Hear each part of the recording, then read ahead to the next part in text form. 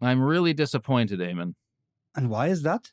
We're not talking about the Bronze Age this episode. We're starting in the 20th century. That hasn't happened this whole season. What's happening to us? What are we talking about, actually? Oh, we're talking about OPEC. We're talking about oil. But oil is not 20th century, Thomas. This is the Jurassic Age. We're going further back into history. The Jurassic Age. Oh, I wish we could tell the whole of history from the Jurassic Age to the present. But no, dear listener, we're starting in the 20th century this episode, talking about OPEC. Let's get right into it.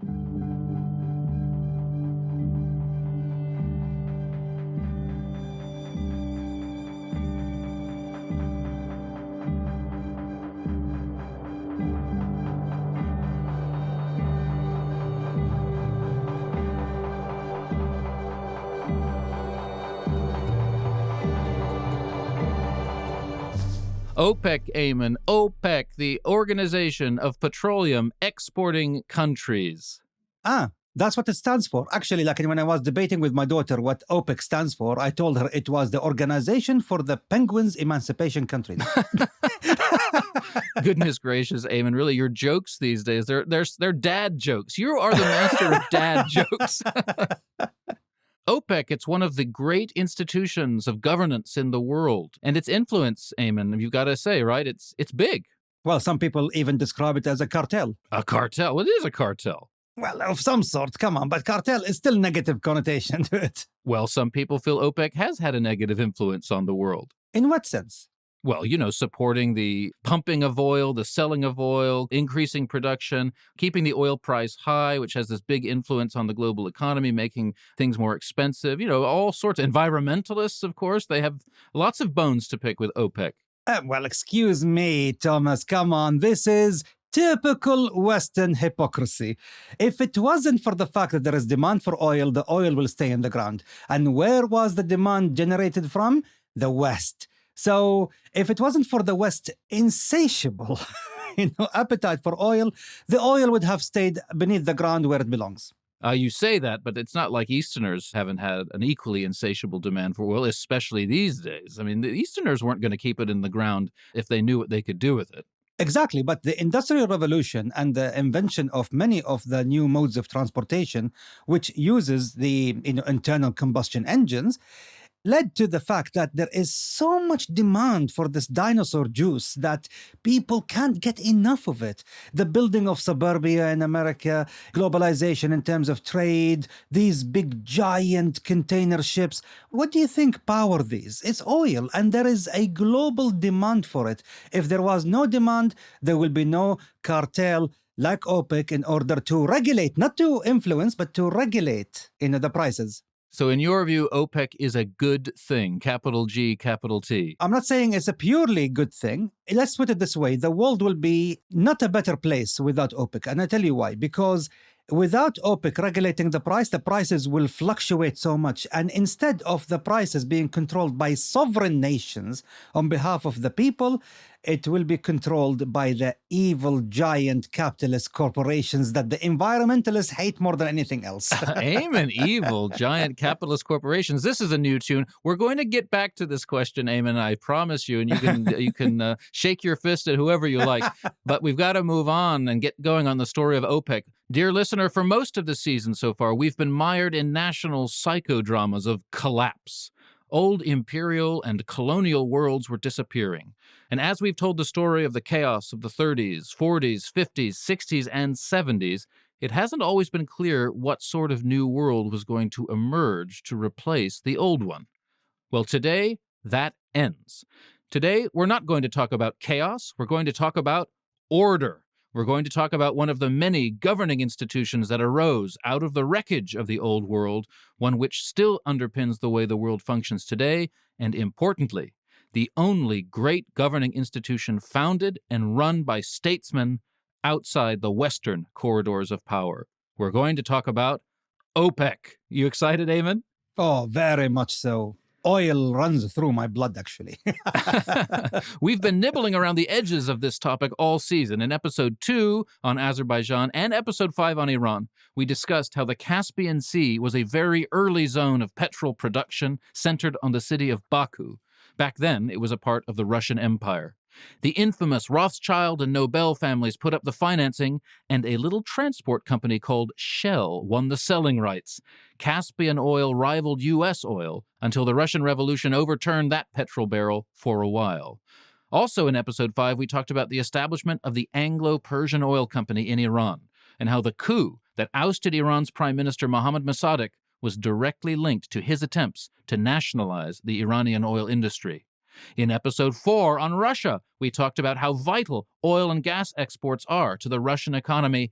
And in episode 9 on Iraq and in episode 11 on Libya, we talked about the role that oil played in the run-up to those countries' revolutions in 1958 and 1969.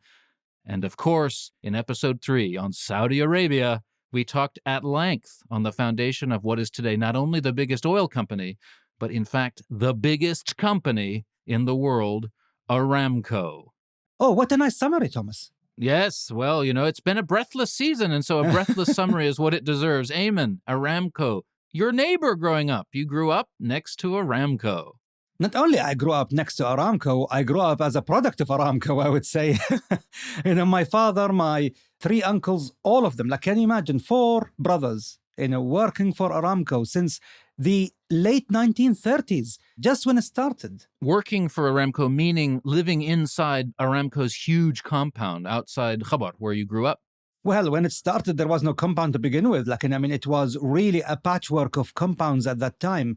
So it's only later in the 1950s and 60s you start to see the copy-paste of American suburbia being dragged all the way from California to the eastern province of Saudi Arabia. When you went to visit your uncle inside the Aramco compound, describe what it's like. You arrive, there must be some big security gates, they open, and then you're just transported through the looking glass into a little sliver of what, Texas in the Saudi desert?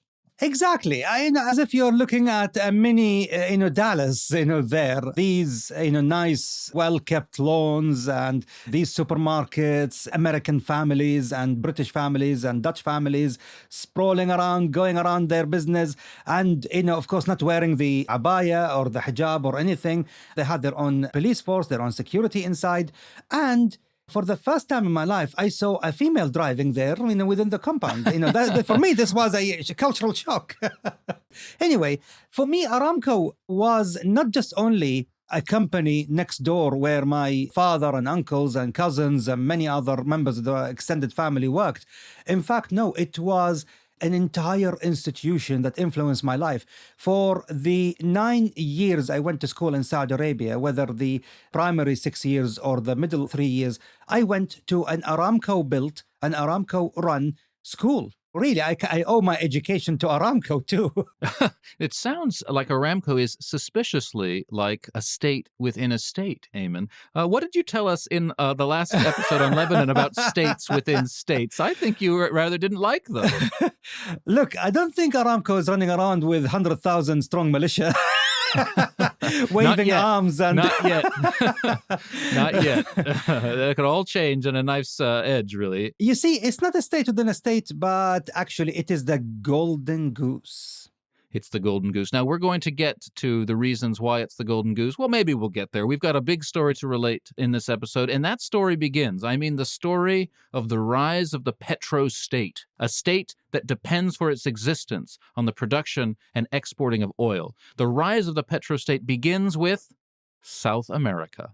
Yes, not the deserts of the Middle East, but the rivers and lakes of Venezuela. As early as 1928, Venezuela became the world's largest oil exporting country, and it remained the world's largest for 40 years. Private oil companies were granted oil concessions by the government, and my goodness, they pumped like crazy, transforming Venezuela from an extremely poor, very, very backward part of the world into something approaching a modern developed country. And so it became the world's first petrostate, by which I mean, as I said, a state whose fiscal position is almost entirely dependent on oil exports. The whole country was entirely transformed by the huge influx of oil revenue. It's strange, Aimen, to think of Venezuela as at the cutting edge of technological development and trade policies globally, given what's happened to it in the last 30 years or so. Venezuela, in fact, was always seen as the playground for Americans. They were going there for vacations, and they used to compare how lush and lavish the lifestyle of Venezuelans in comparison to Americans. Actually, Americans were at envy of how Venezuela used to be in the 1950s and 60s and 70s. And it attracted a lot of immigration to work in the burgeoning industries, especially from the Middle East. Indeed, many Lebanese, Syrians, Palestinians, they just, flock to Venezuela. And there is a vibrant Lebanese and Levantine community there to this day. What I found interesting about reading into the Venezuelan oil boom of the 30s is that as early as 1920, a technocrat in the Venezuelan government, who ended up drafting the country's first oil law, said that there were 3 ways that a government could acquire revenue from oil. These 3 ways were, he said, quote, the creation of a tax on the monetary profits of the enterprise, a percentage of the commercial value of the material extracted, or a tax that varied on the model of a sliding scale according to oil's value on the markets that regulate its price. So basically, Aimen, he said, you can own a share of the commodity or you can tax the profits of its sale. For you, this is key, this distinction. Oh, yes, because I don't believe in taxing the profits at all. It's a failed model. And it's been proven throughout the entire 20th century to rob countries of vital revenues. And this is what the British did. Yeah, British Petroleum famously, its North Sea oil funded a kind of economic boom in this country in the 1980s. But, there's not a whole lot of oil left, is there? Yeah, but it's not about that. It's also the fact that it was taxing the profits. And the problem with this model is that companies like BP and others will find a way to underreport their profits, to increase the value of the cost of business in order to avoid paying taxes altogether or paying the minimal taxes. This model failed because companies were never going to be honest. However, you should have owned the resource itself, not grant a license, but own the resource beneath the ground and get a share of the actual commodity coming out of the ground. This is the different model. This is the model that you think works better, that the country say we own the commodity and therefore we're not granting you the commodity, we're granting you simply the rights to sell it. We want a share of the value of the commodity. Exactly. You don't wait for them to declare how much profit they made, after the cost of their business and operation and everything, which they will inflate anyway in order to get away with as little tax as they could. No.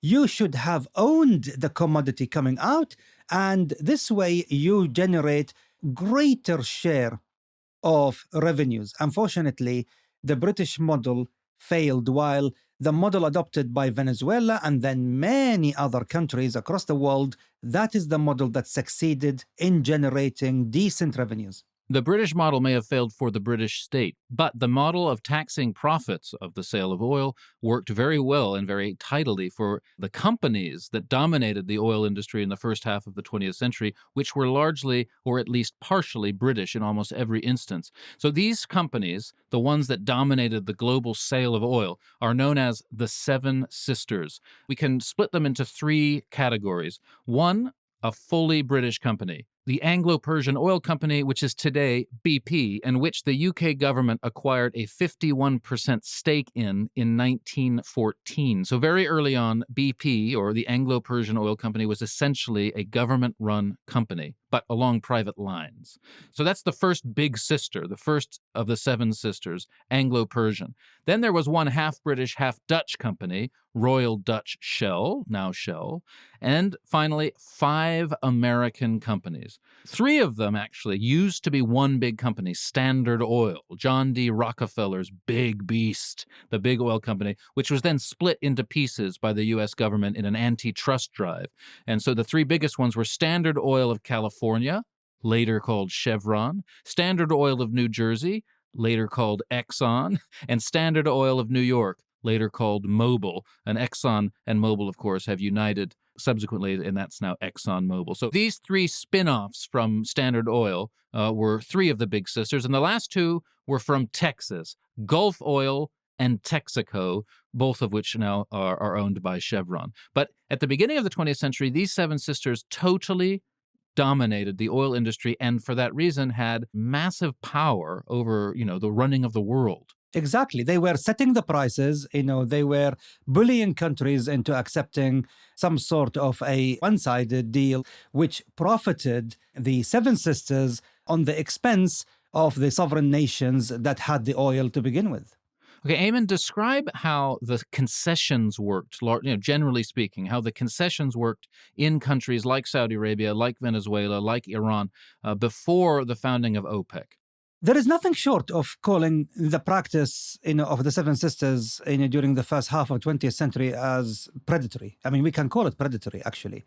Let's say, they will go to Venezuela or to Saudi Arabia, or to Iran, and they would say, okay, we have what we call the surveyors, and the prospectors, people who would go around and do all the geological mapping, and they will say that we believe that there is significant oil deposits in a certain geographical location. So they will say to the nation, okay, we discovered oil here and we want you to grant us the right. What we will do is that we will establish a joint venture, a company here in your country, in Iran or in Saudi Arabia or in Venezuela. And that company, we will split it with you, some sort of a 10% yours, 90% ours, or whatever. They will, come up with a very, loop-sided. And because they have the monopoly, they have the technology, there was no native capability in any of these countries whatsoever.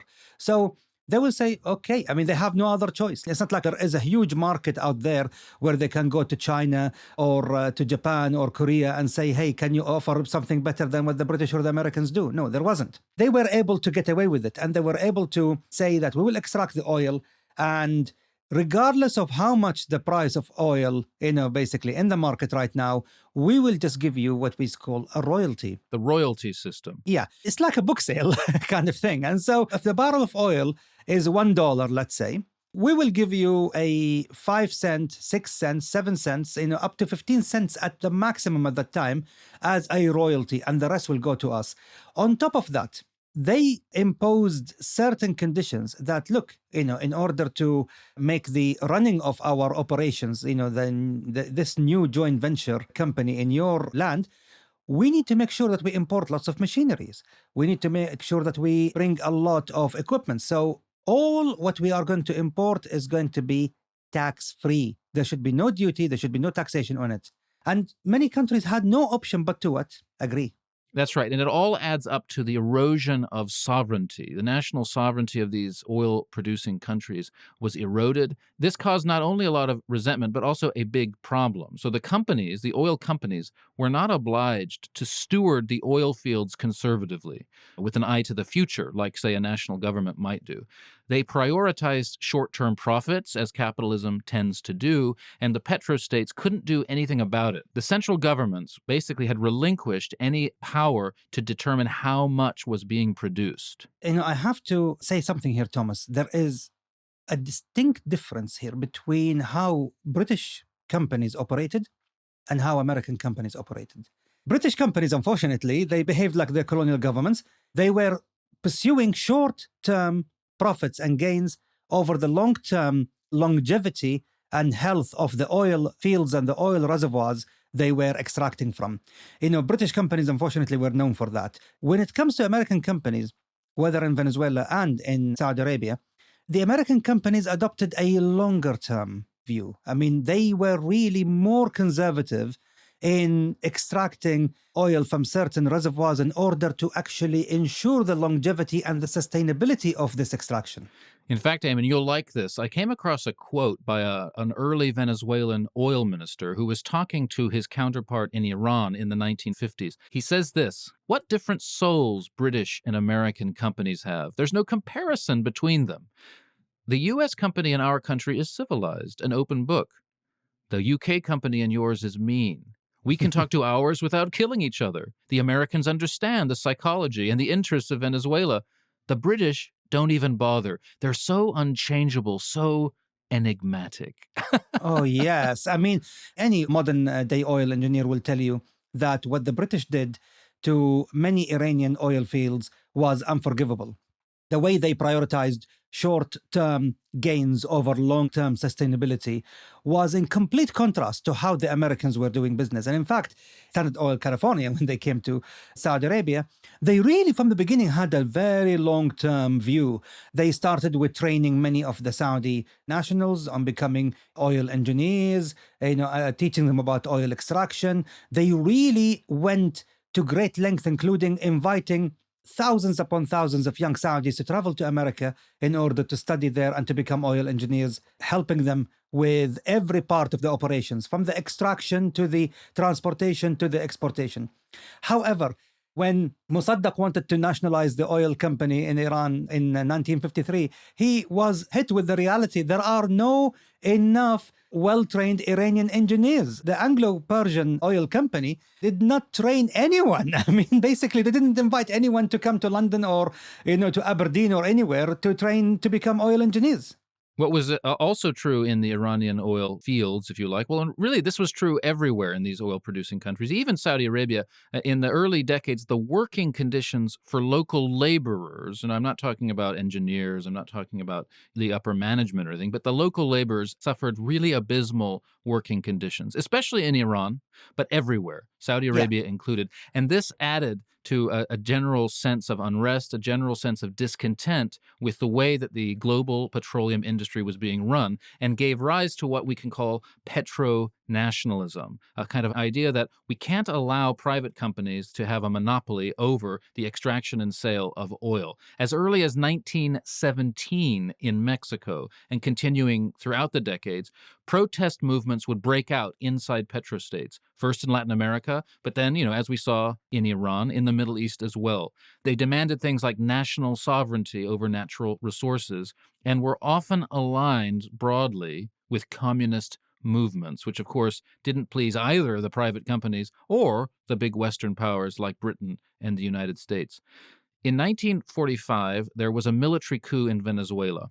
This brought to power a left-wing party called Democratic Action, and they were able to negotiate with their private companies on what's known as a 50-50 deal. So for the first time, Venezuela managed to secure for itself a new concession where it would get 50% of the profits. The company would get 50%, it would get 50%.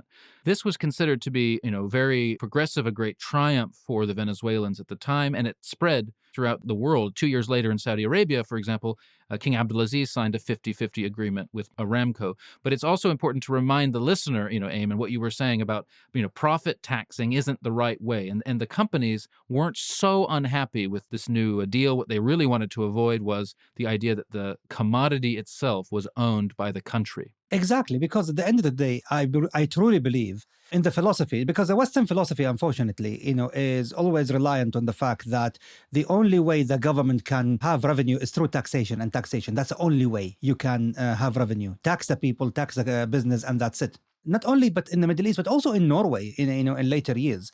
The philosophy is that there is another source of revenue that can be tapped, which is the natural resources of the country.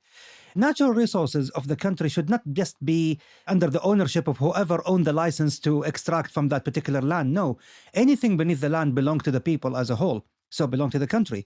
So this is why I do believe not in the nationalization of oil and energy companies, but I do believe in the national ownership of the natural resources beneath the ground.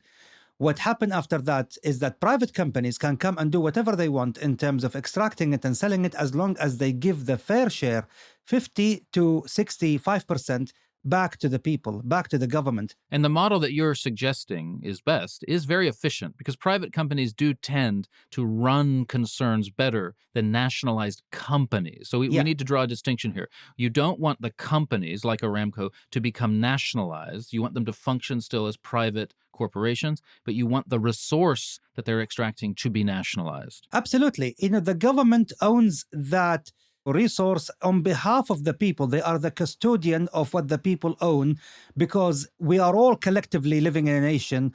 Whatever natural resources that lies beneath the ground is the property of all those who dwell within that nation, and therefore the revenue from that should go towards building the infrastructure, the education, the defense and health, everything basically that the nation need. Unfortunately, this is not an idea that is widespread in the West, with the noble exception of Norway.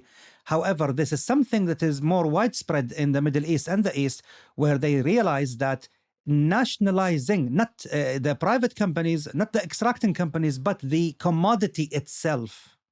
Well, as the petrostates were contemplating these issues in the 40s and 50s, the idea of OPEC, or the idea of something like OPEC, began to arise. Now, it was in fact Venezuela that first had the idea of a cartel of oil exporting nations to help regulate the price and production in negotiation with the Seven Sisters. As the Middle Eastern oil industry was growing, and remember, Venezuela was the big dog. It was the head cheese in terms of the exporting countries, and the Middle East was small. It was growing. But as it grew, Venezuelan oil technocrats and diplomats began to reach out to their Middle Eastern counterparts. I found another really cool quote, Aimen. This is from 1945. A Venezuelan diplomat went to the first UN conference in San Francisco, and he found himself on a train with the Saudi delegation to the conference. And this is what he wrote, quote, "My first conversations on oil with Saudi Arabia date from 1945, from the train taking us to San Francisco with some of the younger chaps of the Saudi Arabian delegation.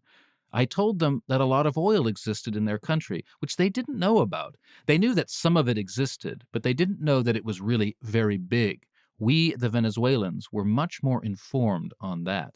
Now, what's interesting about this anecdote, Aimen, is do you know who is likely to have been on that train with the Venezuelan diplomat, the train to San Francisco to the UN conference? I think I have a pretty good idea, but tell me. The young princes Faisal and Fahd, later King Faisal and King Fahd of Saudi Arabia, because they went to the UN conference in San Francisco. Now, we're going to talk about King Faisal later, but I like the idea of introducing him as a young man on this train, chatting about oil with a Venezuelan diplomat, and King Faisal being, yeah, we've got some oil, but, I'm not really sure what it's going to amount to. This is the man who would launch the oil embargo later on. Indeed. Despite that anecdote showing that, they were making friends, Venezuela actually felt threatened by Middle Eastern oil, because Middle Eastern oil could be produced much more easily and much more cheaply than Venezuelan, and this was undercutting the price. Not only that, Thomas, but the Venezuelan oil is what we call the heavy oil. That's right. Very difficult oil even to refine, while the Middle Eastern oil is what is known as the sweet oil, the very easy oil to refine and to extract different products from. So for these reasons, the introduction of Middle Eastern oil onto the global market was undercutting the price of oil. It was making oil cheaper, and this threatened Venezuela very much. So that's why it first came up with the idea of something like a cartel with Middle Eastern producers so they would cooperate on price and production in order to keep the price up, because Venezuela didn't like the idea that the price was dropping. No one was liking it. In 1950, Venezuelan diplomats went to Iraq, they went to Kuwait, and they went to Iran to meet with oil ministers there. And it's at that time that the first idea of an accord between petrostates was broached. Now, that's at the same time that in Iran, things were about to kick off. Remember, when the British went ballistic, when the Mejlis in Tehran nationalized the oil industry in 1951. And 2 years later, a direct consequence of the nationalization, Mohammad Mossadegh was overthrown by Operation Ajax, the CIA-backed coup that we talked about earlier this season. The irony here is that Mossadegh wanted to nationalize the oil companies, so a greater share of the oil revenue will go to the Iranian treasury and the Iranian people. In fact, he was aiming for a 50-50 profit-sharing agreement, really. That's what he wanted. Yeah. The irony is that he was overthrown and the Shah took effective control of the country. And guess what? The Shah himself then later negotiated a deal through which private companies, headed by BP, would still have a 50-50 share with the Iranian treasury and the Iranian government. So actually the Shah did exactly what Mohammad Mossadegh wanted. It is ironic. The Shah effectively denationalized the oil industry. Mohammad Mossadegh had nationalized it. The Shah denationalized it. And a consortium of Western companies, headed by British Petroleum, was created in 1954 to take over the industry. But yes, they granted the Shah 50% of the profits. So this is one example of a new era that was opening up in the era of global oil, the decade of the 50s, really, when global oil consumption quadrupled, which, again, was putting downward pressure on the oil price. So oil is increasing in global demand. Demand is high. So everyone's pumping like crazy. The oil price is going down. And this reignites that original Venezuelan idea for the petrostates to have a cartel of their own. There's an interesting Saudi figure that rises in this time, and he becomes a very outspoken advocate of the nationalization of oil as a commodity, and even more. In fact, quite a lot of left-wing ideas. And weirdly, he is a Saudi, Abdullah Tariqi. Abdullah Tariqi is an amazing figure, and there is a positive legacy for him. Like, I mean, they call him the Red Sheikh. He was the first oil minister under King Saud, who succeeded his father, King Abdulaziz, in 1953. He was also the head of Aramco. He was the president of Aramco, and then after that, he became the oil minister. And what an oil minister he was. Abdullah Tariqi actually lived in Cairo in the 1940s and studied there. And so he was very well educated for a young Saudi from Az-Zilfi, of all places, which is a very backward place at that time, a village. And yet he really found himself traveling to many places, from Egypt to Texas even, to study and to gain understanding of the oil industry. And that is when he realized that there is no better way, for a nation to get the maximum value out of its natural resources than to nationalize the commodity itself. He called for a lot of things. The nationalization of oil pipelines. He wanted Arabs to have a share in international shipping. He wanted to create local refining industries. He wanted a share of the marketing of oil. He wanted the direct participation of local governments in the industrial sector. He wanted to raise the levels of employment. He had a whole plan for harnessing oil to modernize countries like Saudi Arabia in a pretty left-wing way. Yeah, regarding the refining, I mean, this is one of the things that it is important to understand, that the Seven Sisters didn't want to give up without fighting. I mean, they really wanted to punish those sovereign nations who wanted to have a greater share of the oil revenues. Those petrostates that wanted 50-50, the Seven Sisters said, okay, you will have it finally. But don't you ever think that one day you will be able to refine that commodity, the oil? Because why? If the price of a crude oil barrel is $10, the price after you refine it is 60 or 70. Because once you extract the petrol, the kerosene, the diesel, aviation fuel, and everything else, and the petrochemicals, I mean, you really get the maximum out of it. And for that, you need to have a refinery. And a refinery technology to build it was monopolized by these Seven Sisters. So in other words, they said, okay, no problem, take the $5 of the 10, from the barrel, but we will be making the $55 from refining it and selling it back to you, even as a refined product. Abdullah Tariqi was the first person really to loudly proclaim this fact of economics, that the real value in petrol is after it's refined. Most people, including in the oil exporting nations, hadn't really clued on to this. They were so focused on just selling the crude. Absolutely. And this is, I think, where his ideas were revolutionary and visionary, and this is why he is still revered in Saudi Arabia, especially among those, Aramco pioneers who now realized that the money is not in extracting and selling it as crude, but actually in extracting it and building a whole industry, refining and petrochemicals. His revolutionary ideas were part of the stew of revolutionary ideas and political activism that was really electrifying the Middle East in the 50s. This movement is associated, of course, with your best friend, Aimen, Gamal Abdel Nasser. I mean, even Saudi Arabia was hit by it. The working conditions in the eastern province weren't really great for the mainly Shia laborers in the oil fields. And there were protests, there was attempts to unionize. Nasser electrified these workers. And Abdullah Tariqi was also inspired by Nasser, which would throw him in some hot water down the line. We'll get to that. And also, in Iraq, we saw in our episode on the Hashemites, after the 1958 coup, the new dictator, Abdul Karim Qasem, started talks with the British and French-dominated Iraqi oil company. He needed more revenues to get his modernization program going. So everywhere, the petrostates were clamoring for a greater share in revenues, for an utter transformation of their relationship with the Seven Sisters, with the global oil industry in general. And this period of unrest climaxed on the 9th of April, 1960, when Standard Oil of New Jersey announced a cut to the price of Saudi oil. It just unilaterally said, we're going to pay less for Saudi oil. This was a step too far, and the petrostates decided to act. Interestingly and unexpectedly, who was the man who stepped forward to take charge of the movement? The Shah of Iran. Yeah, the Shah. Shah Mohammad Reza Pahlavi. I mean, we haven't talked about him for a very long time. Not for months. We're going to talk about him a lot in our next episode, which is on the Iranian Revolution. Indeed. Oh, yeah, we haven't talked about him for a while. And even though he was a staunch Western ally and favored Western interest, the Shah really surprised the world in that press conference he called for. Yeah, it was in August of 1960, about 6 months after Standard Oil decreased the price of Saudi oil. He came out into the press conference and shocked everyone. He said, quote, "The question facing us was whether the oil companies could take such a unilateral action, even if justified, without consulting the real owners of the oil." Interesting. Real owners. Yeah, you see, he made it very clear what he felt, what he thought needed to happen. And he instructed his oil minister to set aside whatever regional rivalries were happening at the time and to reach a common solution with the Arabs.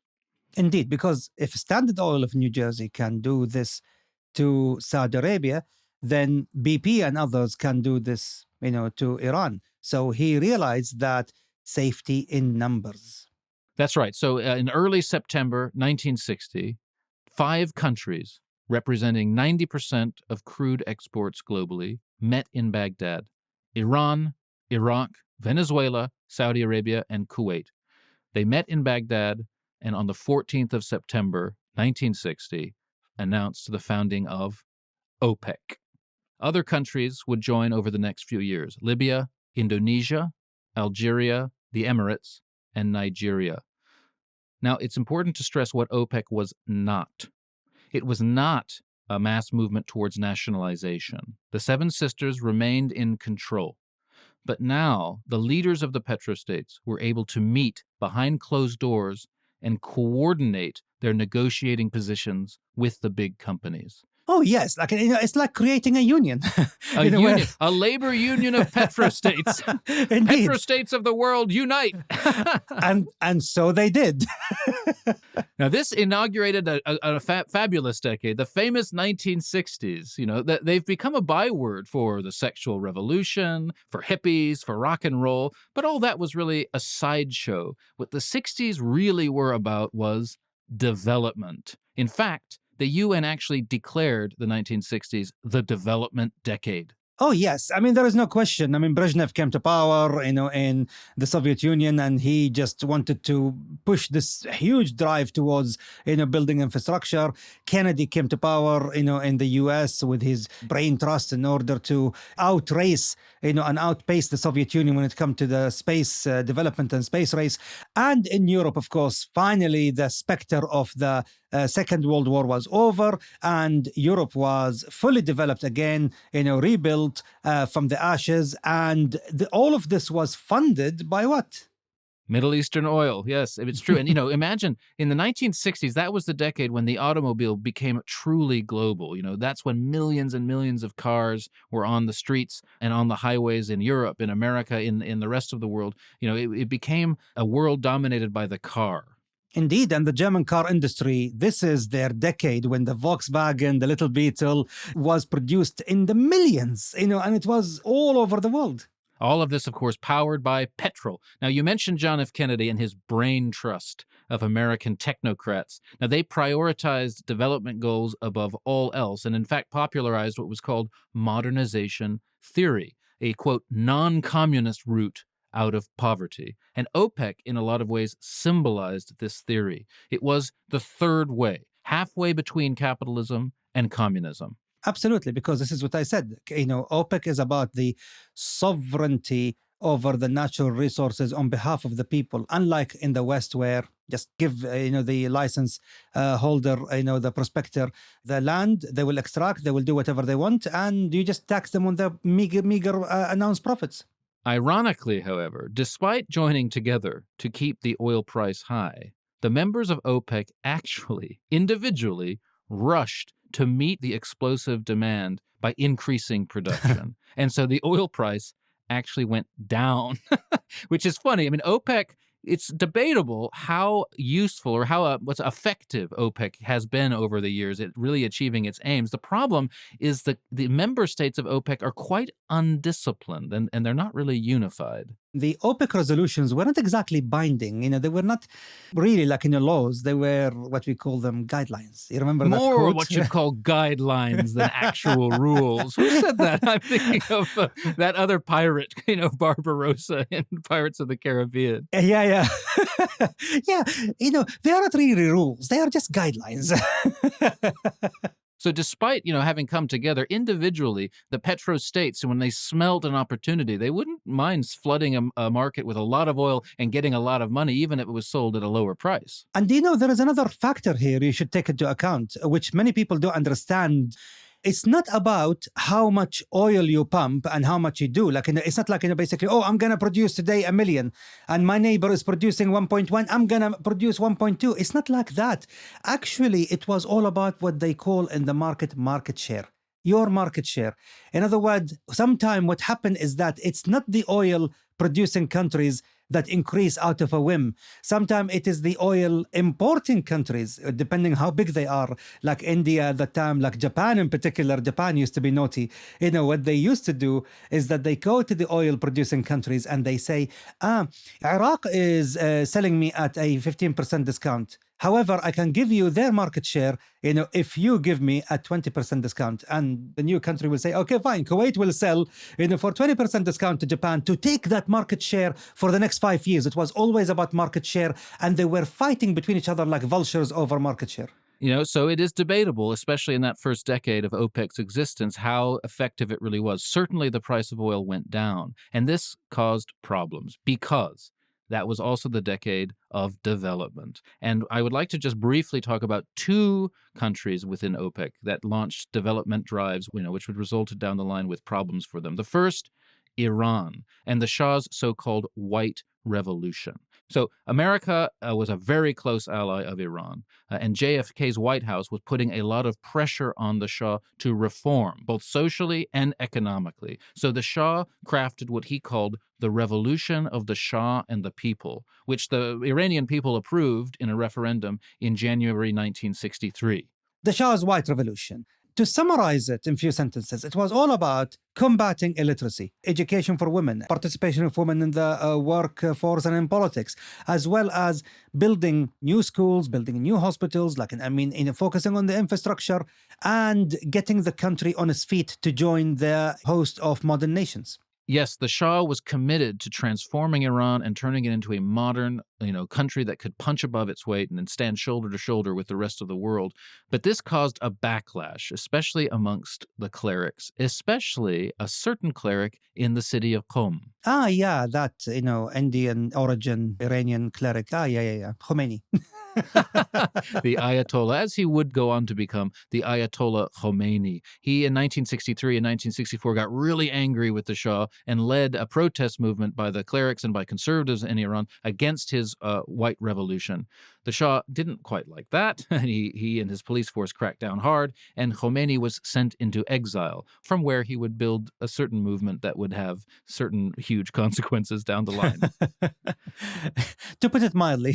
So that's Iran and the Shah's White Revolution. So Iran had doubled down hard on development. In Saudi Arabia, the same thing happened. In 1964, the young Prince Faisal, who was on that train in San Francisco with the Venezuelan diplomat, he comes to power and becomes king after a long struggle with his older brother, King Saud, who was sent into, quote-unquote, voluntary exile. Now, this struggle, in fact, involved Abdullah Toregi, the man that we talked about earlier, who was one of the ideologues behind the formation of OPEC and who very much drove the process towards Saudi Arabia joining OPEC. But in the struggle between Faisal and Saud over power in Saudi Arabia, Abdullah Toregi was on Saud's side. He was identified more with Nasserist elements, and he fell out of favor with King Faisal and his group of princes. So in 1962, Toregi was dismissed. He went into exile outside of Saudi Arabia. We'll come back to him. He pops up again a bit later. Then 2 years later, as I said, King Faisal becomes king, and he launches a big development drive. Oh, yes. I mean, it was among them, basically, not only the introduction of television into the country, which was banned prior to that, but also the spreading of education, including women. That was one of the most important reforms that he introduced, as well as the improvement in terms of the introduction of the highways, the introduction of greater participation of the young men in the workforce, especially in the civil service. The civil service was relying a lot on non-Saudis, so he wanted to Saudize the civil service. You mentioned the introduction of state TV in the kingdom in 1966, Aimen. That was a really momentous event for many reasons, one of which is the riot that resulted after it started broadcasting. There are some sections of the Salafist school who forbade images. I mean, and for them, images is haram. And, and they viewed, live images, on TV as haram. And that, the TV coming into the country is going to pave the road to, corruption of the faith. So a riot broke out. And among the leaders of the rioters was Prince Khalid bin Msaad, the nephew of the king. And during the shootout between the rioters and the police, Prince Khalid bin Msaad unfortunately was killed. The consequences of which would be huge, as we'll talk about a little bit later. So yeah, development in Iran, development in Saudi Arabia, change was in the air. Revolutionary politics was growing in the 1960s, and it would catch up with OPEC in the end, along with renewed drives toward oil nationalization. In 1968, the Ba'ath Party takes power in a military coup in Iraq. Their principal aim is, quote, to create one pan-Arab state and to establish the socialist system. A man called Saddam Hussein becomes the Iraqi government's representative to the Iraqi Petroleum Company, and by 1972, the Iraqi oil industry was nationalized.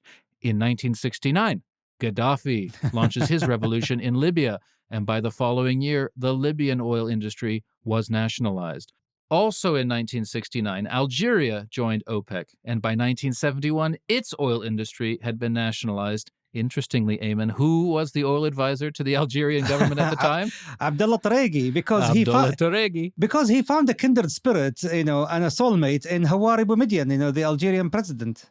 Algeria was a very, revolutionary place at the time. The whole of North Africa was, Libya, all these crazies. This is the time of the crazies, the rise of the crazies that we talked about in episode 11. Now, less spectacularly in the same time, the Gulf states, including Saudi Arabia, were beginning their phased process of oil nationalization. And in 1971, the Emirates gets its independence from Britain, and it begins this process along with Saudi, along with Qatar, along with Bahrain, towards nationalizing their oil industries as well. But the nationalization of the Gulf countries of the oil industry refers mostly to the nationalization of the assets rather than nationalization of the companies. As they you were still saying had, before. Joint ventures. They had joint ventures with the foreign companies, with the Seven Sisters mostly. That's right. It's also during this period, 1970, 1971, 1972, not only are various forms of nationalization on the agenda, but this is the period when Saudi Arabia finally becomes the petrol superpower that we know it to be.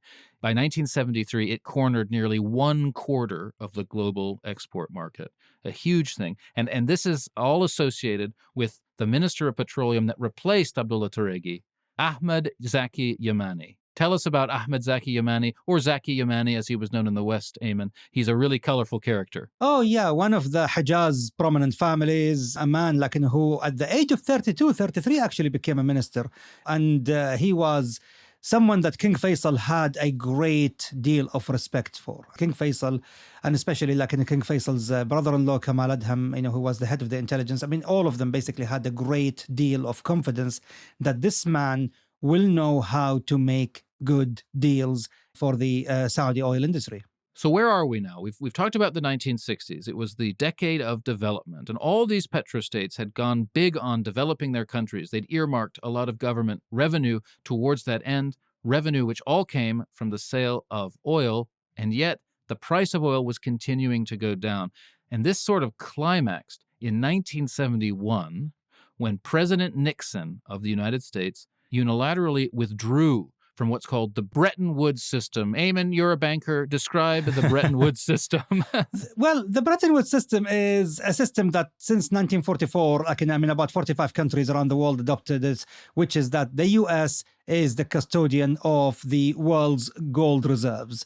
And because of the fact that the US also possess of its own, considerable gold assets, that the dollar is already tied to the gold. I think it was about maybe $35 per ounce of gold, or 20. It depends on the convertibility. But basically, the dollar was worth its weight in gold.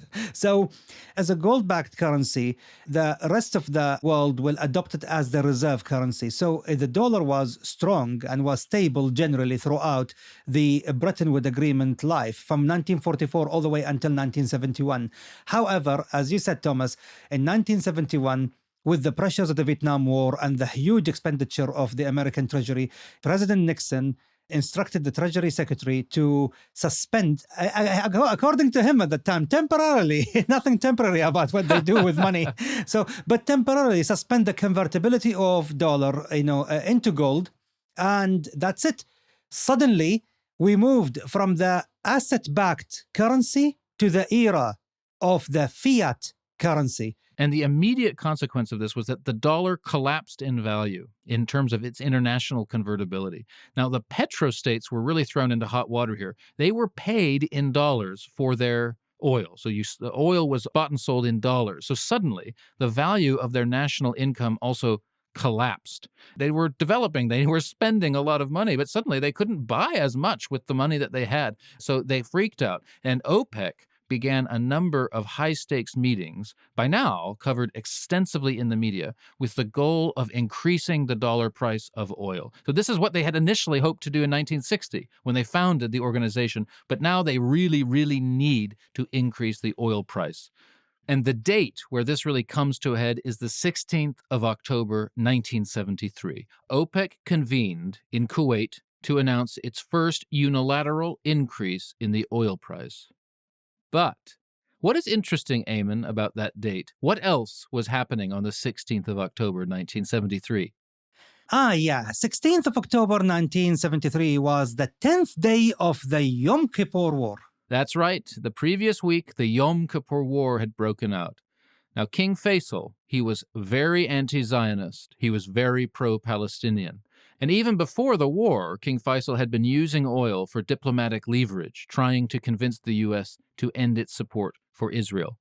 In fact, Thomas, in August of 1973, both President Sadat and King Faisal met in order to discuss that should war break out between Israel and Egypt, that Saudi Arabia would actually come to the aid of Egypt using oil as a diplomatic weapon. As you can see, there were these two goals. OPEC wanted a higher price, but most of OPEC also supported Palestine. And these two goals became mixed in October of that year. And 3 days after announcing the price increase, on the 19th of October, OPEC launched an oil embargo on the United States and a few other countries. This caused what's known as the oil shock. Oh, yes, of course. You see, the development that we talked about in the 1960s caused, especially in America, the emergence of the sprawling suburbs, which means that American families depend on what? On the automobile to get to their work.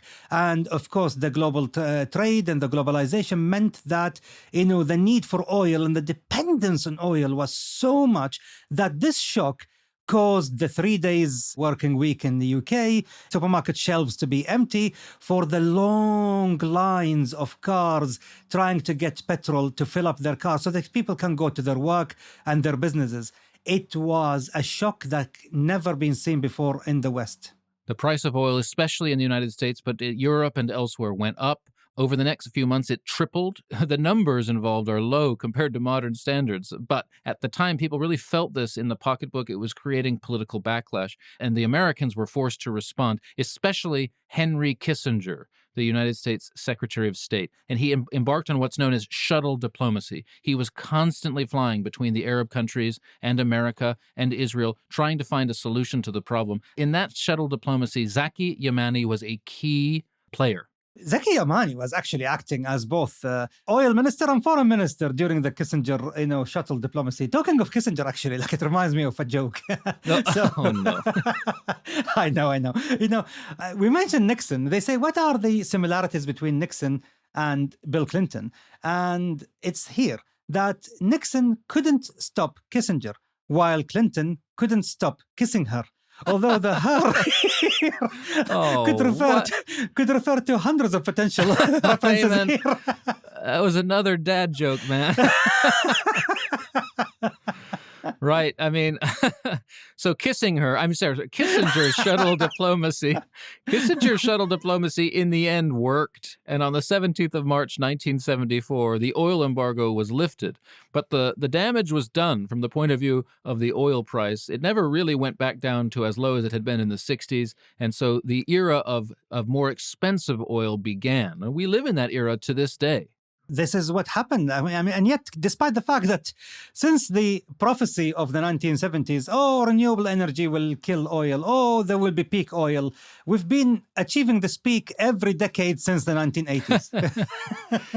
King Faisal emerged from the oil embargo a hero across the worlds of Islam, even across the worlds of left-wing politics. His reputation as a Palestinian supporter, as a supporter of the cause of Muslims, was at a real all-time high. He became an iconic figure in the Arab world. Indeed. And of course, he was regarded as the man who took the necessary action. He put the Palestinian cause ahead that of the Saudi treasury revenue, basically.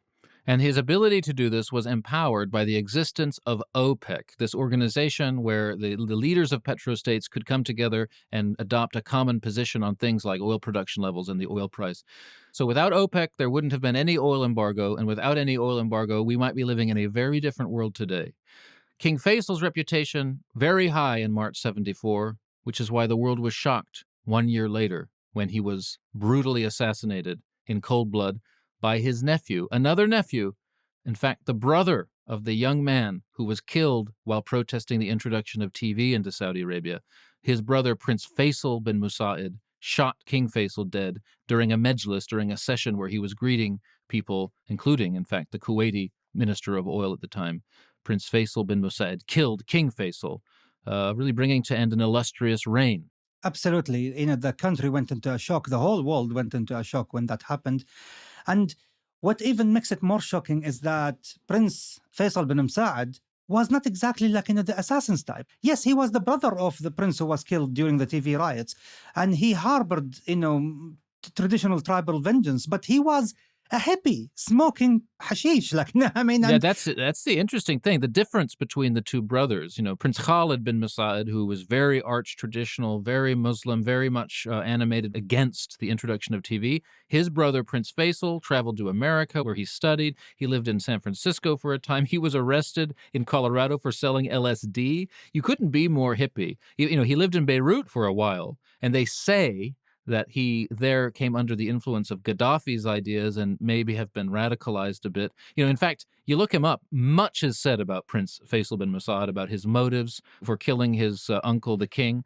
Perhaps we'll never know because he was arrested and he was executed. We may never know. For me, I don't believe any conspiracy theories. I believe that it was pure, desire for vengeance for his brother because, he was his full brother. Khalid was his full brother. And in fact, their mother was from Al-Rashid family.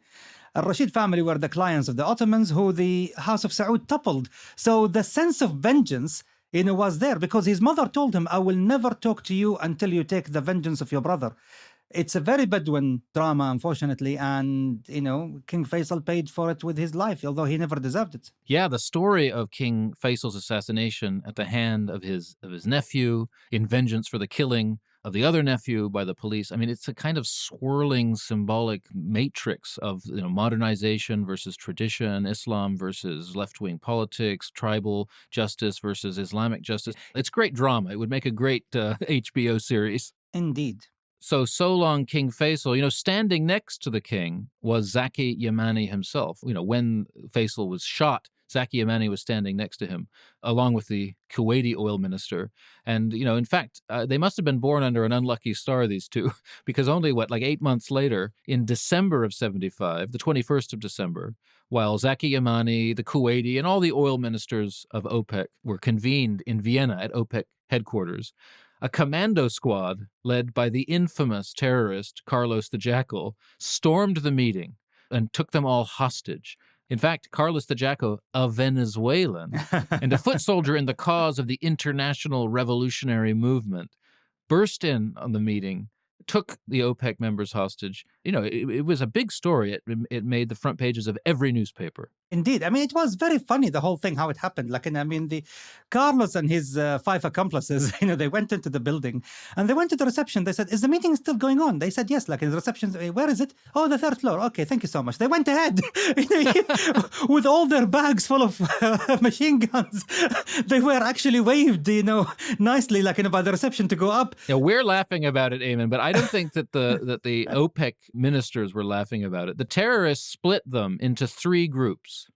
And I think it's really revealing. So the terrorists split the OPEC delegates into 3 groups: progressives, reactionaries, and neutrals. Let's start with the neutrals. The neutrals were the Indonesians, the Nigerians, the Gabonians, the Ecuadorians, and the Venezuelans. So they were neutral. A lot of Africans, a lot of Southeast Asians, a lot of South Americans. The progressives were Iraqis, Algerians, Libyans, and Kuwaitis. So these were, pro-Palestinian, unimpeachable, left-wing supporters of the cause of revolutionary socialism globally. But the reactionaries, can you guess, Aimen? Saudi Arabia, Iranians, Emiratis, and Qataris. So they were separated out. Zaki Yamani was among them. And Carlos the Jacko informed him and the others that they'd been sentenced to death. What was their crime?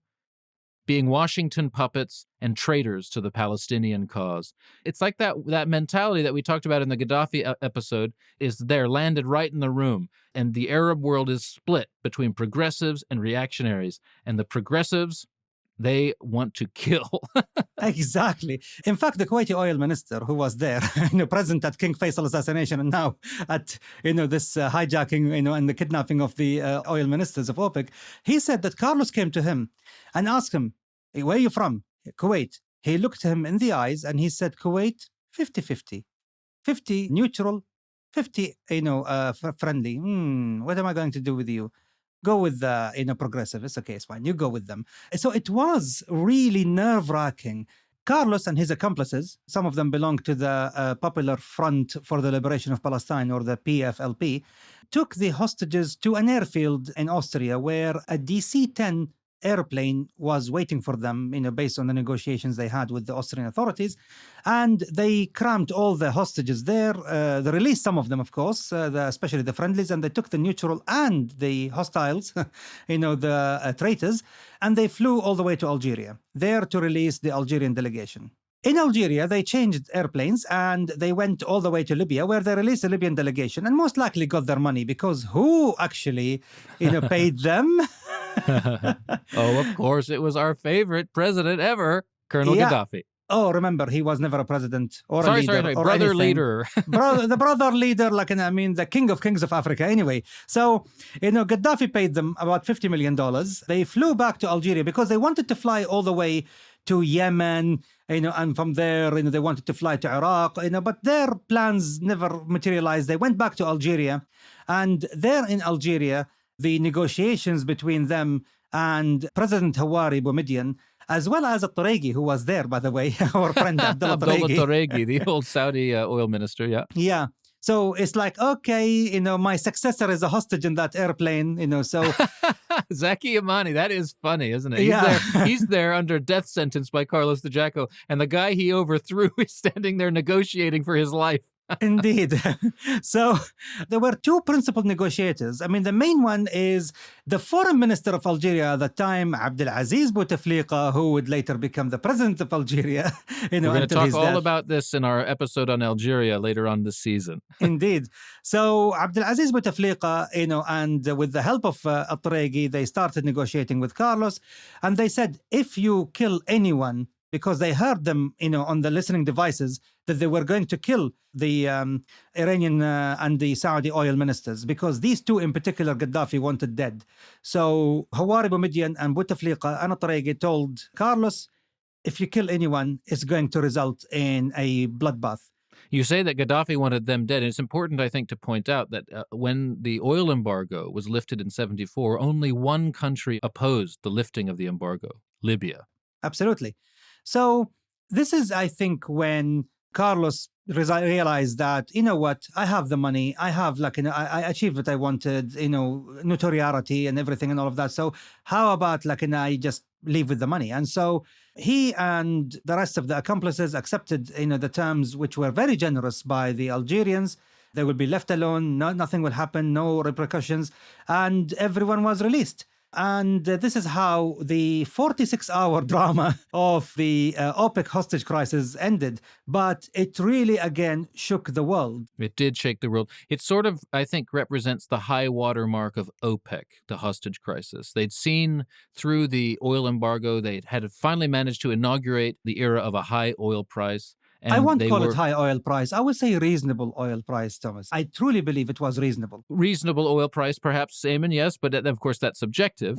But so, but OPEC had sort of succeeded, at least briefly, in its ultimate aim. And there it was on the front pages. It was being held to ransom, quite literally, for massive geopolitical facts, for the fact of the world not embracing international socialism, for the fact of the Palestinians being mired in oppression, all sorts of things OPEC is being held responsible for. And that's the high water mark of OPEC.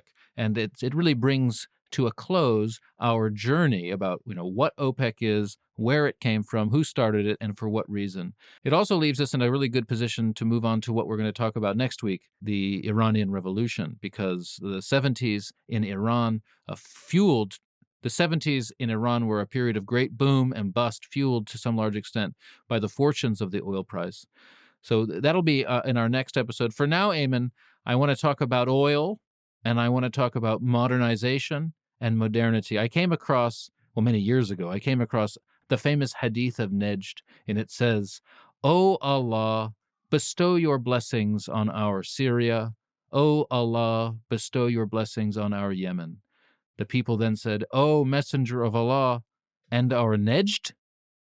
And the third time the Prophet said, "In Nejd will occur earthquakes, trials, and tribulations, and from there will appear the horn of Satan." A lot of Muslims today who are opposed to the development that has occurred across the 20th century in the worlds of Islam think that horn of Satan is the black gold from underneath the Arabian sands, which have enriched the Saudis, empowered them in the ideas of these critics, pervert Islam, debase it, vulgarize it, all the sort of things that the Saudis are accused of doing. You're going to say, that's all rubbish, Thomas. These people don't know what they're talking about. But there is something to be said about the tremendously transformative effect that oil has had on countries like Saudi Arabia. And, not all of them good. Yes, Thomas, it was all rubbish. And I tell you why. First of all, that hadith you quoted, is incredibly disputed in its authenticity, because neither Syria nor Yemen actually were part of the Prophet's domain at that time. And there were not many Najdis, basically around the Prophet to say, oh, what about our Najd? Najd, was highly, featuring in the Prophet's narrations or talks or statements. The second thing is that it says that Najd will have tribulations and earthquakes. Najd is never basically on a tectonic fault plate, so there are no earthquakes in Najd whatsoever. You could have a miraculous earthquake, Aimen. Yeah, but then there is the other thing, is that some even scholars of hadith said, well, there was the wars of apostasy which happened in Najd immediately after the death of the Prophet Muhammad. So this could have been the fulfillment, and that's it, is done. Anyway, so, okay, the hadith isn't valid. The horn of Satan isn't the oil wealth of Saudi Arabia. But what about the main contention? Oil, in general, is it, in fact, a work of the devil? Look, it's black, it stinks, it comes from deep under the earth, it burns, and it has empowered consumer culture, it has empowered environmental degradation, it has empowered the superficiality that sort of pollutes all of life today as we just think about how to improve our material situation, increase our pleasure, all those things. Isn't that all the domain of Satan? And isn't he fed on that black, stinky pitch from underneath the ground? Goodness. Okay. Your puritanical streak never ceased to amaze me, Thomas.